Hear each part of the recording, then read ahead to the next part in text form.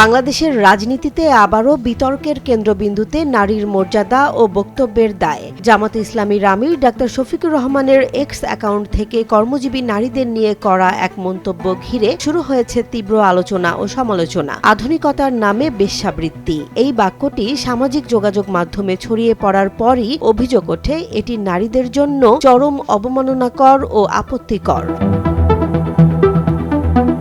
এই মন্তব্যের প্রতিবাদে তাৎক্ষণিক প্রতিক্রিয়া জানায় বাংলাদেশ জাতীয়তাবাদী ছাত্রদল। সংগঠনটির দাবি, কর্মজীবী নারীদের আধুনিক পতিতাবৃত্তির সঙ্গে তুলনা করা শুধু সামাজিকভাবে অগ্রহণযোগ্য নয়, এটি নারীর মর্যাদার ওপর সরাসরি আঘাত। এই প্রেক্ষাপটে ছাত্রদল ঢাকা বিশ্ববিদ্যালয়ের মধুর ক্যান্টিন এলাকায় প্রতিবাদ ও বিক্ষোভ মিছিলের কর্মসূচি ঘোষণা করে। তবে বিতর্কের মধ্যেই ভিন্ন ব্যাখ্যা দেন জামাত আমির নিজে। ডাক্তার শফিকুর রহমান দাবি করেন তার এক্স অ্যাকাউন্টটি হ্যাক করা হয়েছিল এবং অননুমোদিতভাবে তার নামে বিভ্রান্তিকর লেখা প্রকাশ করা হয়। বিষয়টি নজরে আসার পর প্রয়োজনীয় পদক্ষেপ নেওয়া হয়েছে বলেও জানান তিনি।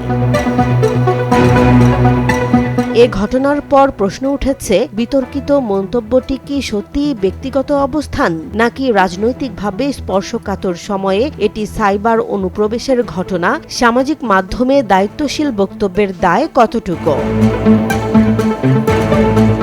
একদিকে নারী বিদ্বেষী বক্তব্যের অভিযোগ, অন্যদিকে অ্যাকাউন্ট হ্যাকের দাবি। সব মিলিয়ে এই ঘটনা নতুন করে আলোচনায় এনেছে রাজনৈতিক নেতৃত্বের ভাষা, সামাজিক মাধ্যমের নিরাপত্তা এবং নারীর মর্যাদা প্রশ্নকে। ঘটনার পরবর্তী রাজনৈতিক ও সামাজিক প্রতিক্রিয়া কোন দিকে যায় সেটি এখন দেখার বিষয়। জেসমিন জাহান, নিউজ ডেস্ক, জনবাণী।